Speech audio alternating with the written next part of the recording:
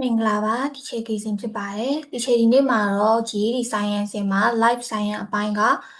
Osmosis အကြောင်းလေးကိုရှင်းပြပေးသွားမှာပဲဖြစ်ပါတယ်အဲ့တော့ကျတို့အရင်ဆုံးအနေနဲ့ osmosis ဆိုတာကဘာလဲပေါ့အဲ့တော့ osmosis ဆိုတာကတဲ့ the movement of water ပေါ့နော်ဘာတွေရွေ့သွားမှာလဲဆိုရင်ရေတွေပေါ့နော် water တွေရေတွေရွေ့သွားတာပဲ through a selectively permeable membrane ပေါ့နော် selectively permeable membrane တစ်ခါတလေကျရင်ဘာလို့လဲပြောသေးလဲဆိုရင် semi permeable membrane လို့လည်းပြောတယ်သူ့အဲ့ဒါဘာဆိုလိုပါလဲဆိုရင်ဒီလိုပေါ့နော်တစ်ဖက်စိတ်ဝင်နိုင်တဲ့ membrane လို့ပြောချင်တာဘယ်လိုတစ်ဖက်စိတ်ဝင်တာလဲဆိုရင်ကျတို့အဲ့ဒီပေါ့နော် selectively permeable ဆိုတဲ့အတွက်ကြောင့်မို့လို့သူကအကုန်လုံးစိတ်ဝင်နိုင်တာမဟုတ်ဘူးပေါ့နော် molecule တေးသေးလေးတွေဥပမာ water molecule လိုမျိုး molecule တေးသေးလေးတွေကစိတ်ဝင်နိုင်တယ်ဒီကျတို့ပေါ့နော် salt molecule တွေလိုမျိုး molecule အကြီးတွေဆိုရင်ကြတော့အဲ့ဒီ membrane ကိုဖြတ်ပြီးတော့စိတ်မဝင်နိုင်ဘူးပေါ့နော်အဲ့လိုအဓိပ္ပာယ်ဆိုရင်ကျတို့ selectively permeable membrane လို့ခေါ်တယ်အဲ့တော့ကျတို့ရေတွေကဘယ်ကနေဘယ်ကိုရွေ့မှာလဲဆိုရင် from an area with more water ပေါ့နော်ဒီကျတို့ရေများတဲ့စီကနေပြီးတော့ to an area with less water ပေါ့နော်ရေနည်းနေတဲ့ area စီကိုရေတွေရွေ့ရှားသွားတယ်ရေတွေစိတ်ဝင်သွားတာကိုဒီကျတို့က osmosis လို့ခေါ်တယ်အဲ့တော့ osmosis ကိုမှတ်မယ်ဆိုနှစ်နည်းရှိရပေါ့နော်အဲ့လိုရေများရာကနေရေနည်းရာစီသွားတာလို့လည်းမှတ်လို့ရတယ်လို့နောက်တစ်နည်းအားဖြင့်じゃပို့ပြီးတော့မှန်တယ်ပေါ့နော်ဒီ science ကြဘယ်လိုမှတ်ရမလဲဆိုရင်ဒီကျတို့ lower solute concentration ပေါ့နော်ကျတို့ solute ဆိုရယ်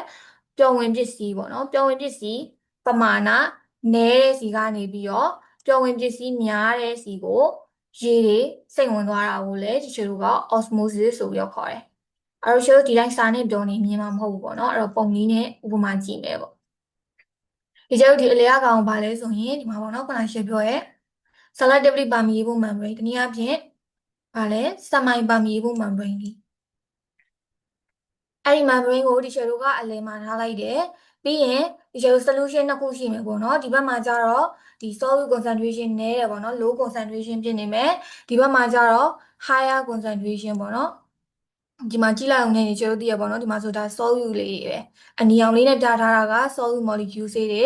ကျန်တာတွေကရေတွေပေါ့နော်ဒါတွေကတချို့ရေတွေရေထဲထားတဲ့ပမာဏကအတူတူပဲဒါပေမဲ့ဘယ်ဘက်ချမ်းမှာကကြတော့ဒီပျော်ဝင်ပစ္စည်းပမာဏဒီနည်းနေတဲ့အတွက်ကြောင့်မို့လို့တနည်းအားဖြင့်ပြောရမယ်ဆိုရင်သူ့ရဲ့ concentration ဒီ low concentration ဖြစ်တယ်ဒီဘက်မှာကြတော့ပျော်ဝင်ပစ္စည်းပေါ့နော် solute ပမာဏဒီပို့ပြီးတော့များနေအောင်တွေ့ရတဲ့အတွက်ကြောင့်မို့လို့ high concentration ဖြစ်တယ်အဲ့တော့ osmosis ကဘယ်လိုဖြစ်မှာလဲကျတို့ဒီမှာပြောခဲ့ပေါ့နော် lower solute concentration ဒီ solute concentration နည်းတဲ့စီကနေပြီးတော့များတဲ့စီကို solvent တွေပေါ့နော်တနည်းအားဖြင့်ရေတွေရွေ့ရှားသွားမှာဖြစ်တယ်အဲ့တော့ဒီမှာဆိုရင်ကျတို့ဒီဘက်ချမ်းကပေါ့နော် lower concentration ပဲရှိရဲ solution ဘက်ကရေတွေကဒီဘက်ကိုပေါ့နော်ဒီမှာစိတ်ဝင်သွားတာပေါ့ဒီ membrane လေးကိုဖြတ်ပြီးတော့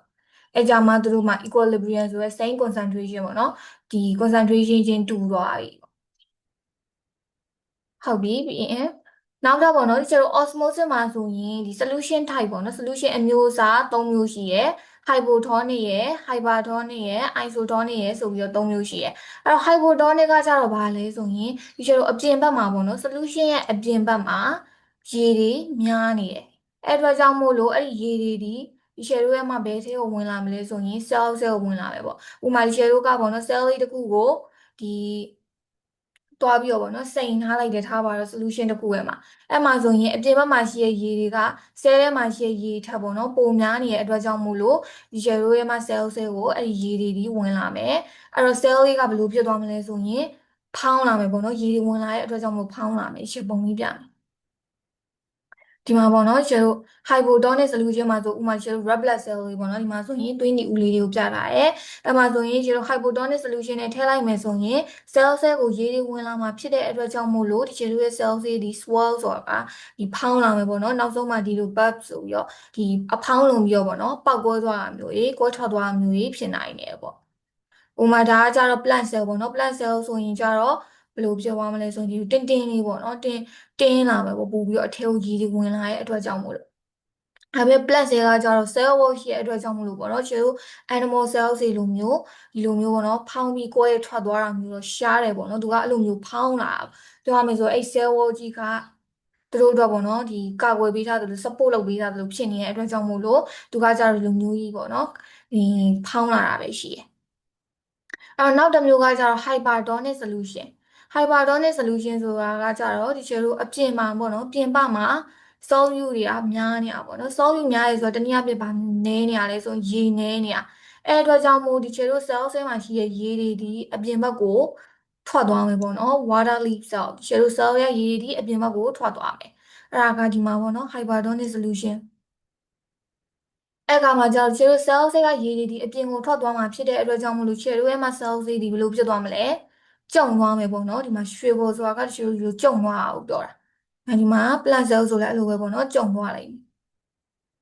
နောက်တစ်ခုကကြတော့ isotonic solution ဒီကျတော့ iso ဆိုတာက equal ပေါ့နော် same ဖြစ်နေတယ်လို့ပြောလို့ရတယ်သူက equal concentration ပေါ့နော်ကျတော့ဆဲတဲ့အပြင်နဲ့အတွင်းနဲ့က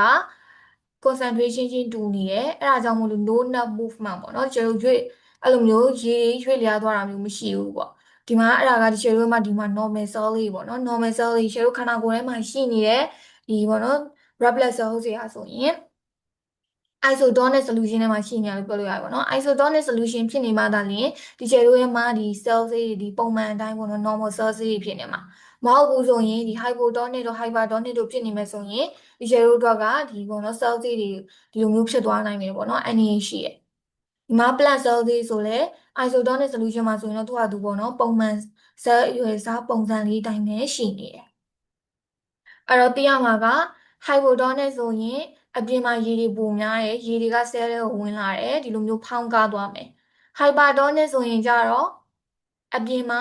ရေနဲ့တဲ့ solute တွေပုံများတယ်အဲ့အတွက်ကြောင့်မို့လို့ဆဲထဲကရေတွေဒီအပြင်ကိုထွက်သွားမယ်အဲ့ဒါကြောင့်မို့လို့ဒီချေတို့ရဲ့ cell လေးတွေဒီလိုကျုံသွားမယ် isotonic ဆိုရင်ကြတော့ equal concentration ပေါ့နော်အထဲရောအပြင်ရော concentration ချင်းကတူတယ်အဲ့ဒါကြောင့်မို့လို့ဒီပေါ့နော်ရေတွေ movement ဖြစ်သွားတာမျိုးမရှိဘူးဟုတ်ပြီနော်အဲ့တော့ရှယ်ကို concept ပိုင်းကြီးอ่ะပေါ့နော် concept ပိုင်းကအဲ့မှာပြီးပြီဒီရှယ်ကဒါလေးကဘာထည့်ပေးထားရလဲဆိုရင်ကလေးတို့တော့ပေါ့နော်အိမ်မှာလုပ်ကြည့်လို့ရမယ်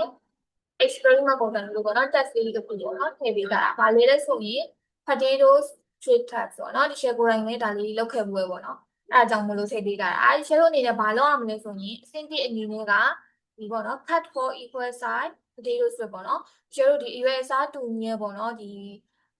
အာလူးပေါ့နော်အာလူးအချောင်းချောင်းလေးတွေဖြစ်အောင်လို့ရှယ်တို့ညှက်လိုက်ကတ်ပေါ့နော်ဖြတ်လိုက်မယ်ပေါ့နီးလိုက်မယ်။အမှန်ပြီးရင် two ကကြတော့ prepare two cups ပေါ့နော်ရှယ်တို့ဒီခွက်နှစ်ခွက်ယူလိုက်မယ် cup A နဲ့ cup B ဆိုပြီးသတ်မှတ်လိုက်ပေါ့နော်ခွက်နှစ်ခွက်ထားလိုက်မယ်ပြီးရင်အဲ့ခွက်တစ်ခွက်ချင်းစီတိုင်းကိုဒီရှယ်တို့တူညီတဲ့ပမာဏတွေပေါ့နော်ရေတန့်နေထည့်မယ်ဒီနောက်တစ်ဆင့်မှာငါကြောက်ချီတို့ခတ်ပြီးရဲကိုကြတော့ဗောနော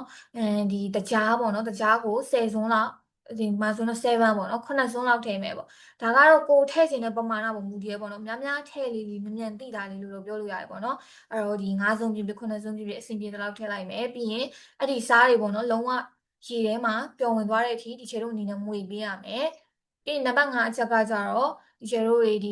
ခွက်တစ်ခုချင်းစီတိုင်းကိုခုနကပေါ့နော်ဒီခြေတို့လှီထားတဲ့အာလူးချောင်းလေးတွေနှစ်ချောင်းစီထည့်မယ်ပေါ့ဒီခြေကဒီမှာ၄ချောင်းဆိုတာဥပမာပြောတာပေါ့နော်ကိုယ့်အကိုဒီဘယ်နဲ့ချောင်းပဲ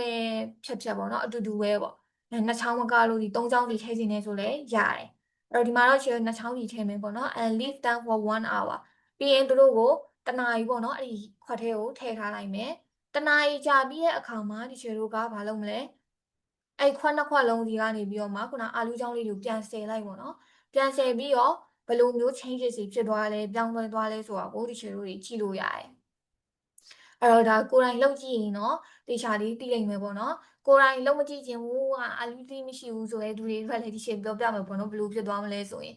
အဲ့တော့ဒီချေတို့ cup A ထဲမှာကကြတော့ပုံမှန်ပဲပေါ့နော်ရေပဲထည့်ထားတာဖြစ်တဲ့အတွက်ကြောင့်မို့လို့ဒီချေတို့ထဲမှာဒီ potato လေးတွေပေါ့နော်အာလူးသီးလေးတွေကိုထည့်တဲ့အခါမှာဆိုရင်ဒီတိတ်ပြီးတော့ပြောင်းလဲမှုမရှိဘူးပေါ့နော်ဘာလို့လဲဆိုရင်သူက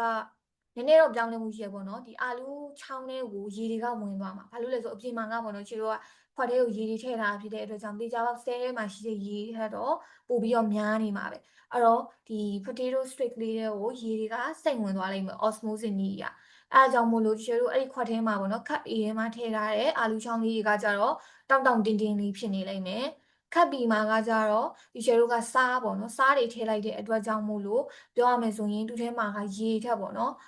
ဒီစားပမာဏတွေကပို့ပြီးတော့များသွားလိမ့်မယ် higher concentration ပြောရလိမ့်မယ်ပေါ့နော်အဲ့အတွက်ကြောင့်မို့လို့ဒီ share တို့ရဲ့မှာဒီအာလူးသီးထဲမှာရှိရဲပေါ့နော်ရေလေးတွေက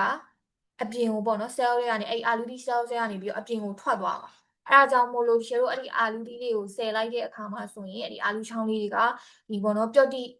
ဖတ်ဖြစ်နေလိမ့်မယ်ပေါ့နော်သူတို့ထဲမှာရေမရှိတော့တဲ့အတွက်ကြောင့်မို့လို့ turgidity ဆိုတဲ့တင်းအားကမရှိတော့ဘူးအဲ့တော့ဒီပျော့ဖတ်လေးဖြစ်နေလိမ့်မယ်ဒါကဒီ share ကဒီပေါ့နော်ကြိုပြီးတော့ပေါ့နော် spoiler အနေနဲ့ရလာမယ့် result လေးကိုပြောပြပေးလိုက်တာပေါ့နော်တကယ်လို့စိတ်ဝင်စားရဆိုရင်ကိုယ်တိုင်နဲ့အိမ်မှာပေါ့နော်အလွယ်တကူလုပ်ကြည့်လို့ရတဲ့ test တစ်ခုဖြစ်ပါတယ်အဲ့တော့ဒီ share တို့ရဲ့မှာဒီနေ့ osmosis lesson လေးကတော့ဒီမှာပဲပြီးပြီပေါ့နော်share ကိုနားမလည်ရရှိရင် comment မှာလည်းမေးခဲ့လို့ရပါတယ်နောက်တဲ့ဗီဒီယိုအသစ်တွေမှာဒီ share တို့ပြန်လည်ဆုံတွေ့ကြပါမယ်အားလုံးပဲဘိုင်ဘိုင်ပါ